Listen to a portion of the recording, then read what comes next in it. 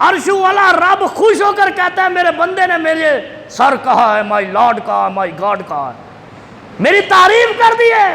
وہی رب جب بندہ پڑھتا ہے ایاک نعبد و ایاک نستعین، اللہ عرشوں سے کہتا ہے ھذا لعبدی ولعبدی ما سأل، یہ میرا بندہ، یہ میرے بندے کے لیے تھا، ولعبدی ما سأل، جو مانگے گا دے دوں گا، جو مانگے گا وہ عطا کر دوں گا۔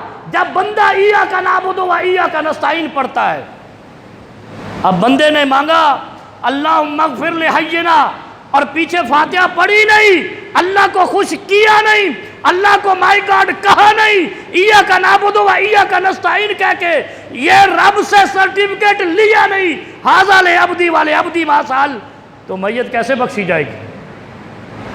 وہ میت کیسے بخشی جائے گی؟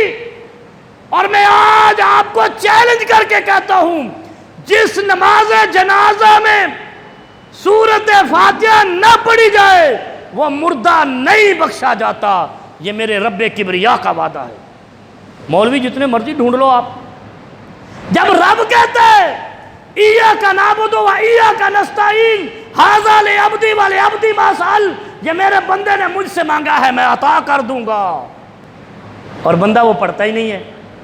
بندہ نماز جنازہ کے اندر یہ کہہ کر رد کر دیتا ہے کہ اگر تو قرات کے طور پہ ہے تو نہیں پڑھنی، اگر ثنا کے طور پہ ہے تو پڑھنے کی گنجائش ہے۔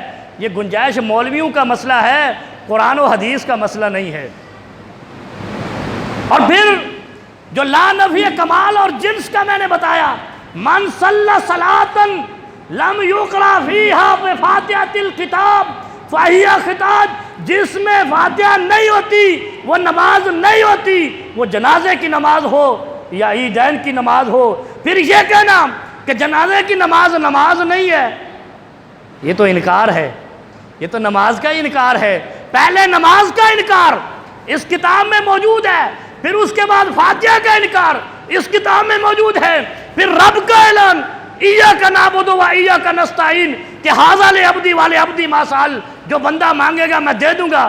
بندے نے فاتحہ پڑھی نہیں، یہ کلمہ پڑھا نہیں، نماز جنازہ میں پڑھا نہیں، اس کے بعد جتنی مرضی دعائیں کرتا رہے۔ پہلے پرمیشن تو لے، پھر آفس میں آ، پہلے میں آئی کم ان سر تو کہے، پہلے اللہ کی ایاک نعبد و ایاک نستعین تو پڑھ، پھر رب تیری دعا قبول کرے گا۔ اگر تو نے یہ نہیں پڑھا تو دعا کیسے قبول ہوگی؟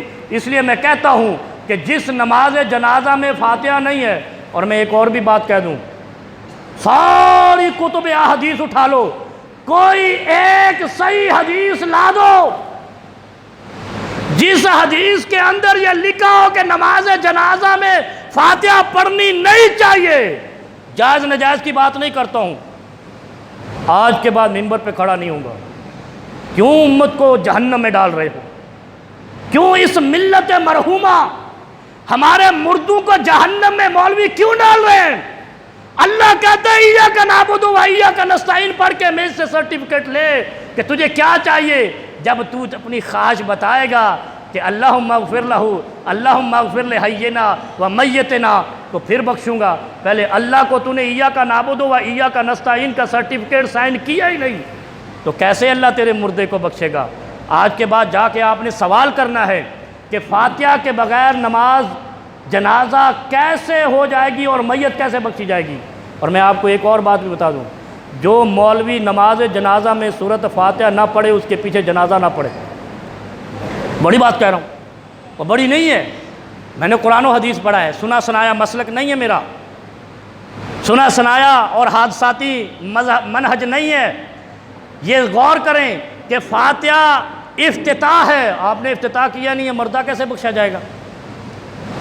مردہ کیسے؟ اور جس مردے کے لیے تو بخشش کے لیے اوپر کھڑا ہو کے ہاتھ باندھ کے کھڑا ہو گیا ہے، اور اس مردے کے لیے تو کہتا ہی نہیں ہے ایاک نعبد و ایاک نستعین، تو مردہ کیسے رب بخشے گا؟ تو نے بخشش کی دعا نہیں کی، تو نے جھٹلایا ہے امت کو، تو نے آپ کے مقتدیوں کو، تو نے اپنے مقتدیوں کو جھٹلا دیا۔ اور میں کھول کے آج آپ کو بتا دیا، جس نماز جنازہ میں فاتحہ نہیں ہے اس مردے کی بخشش نہیں ہے، اس مردے کی بخشش نہیں ہے۔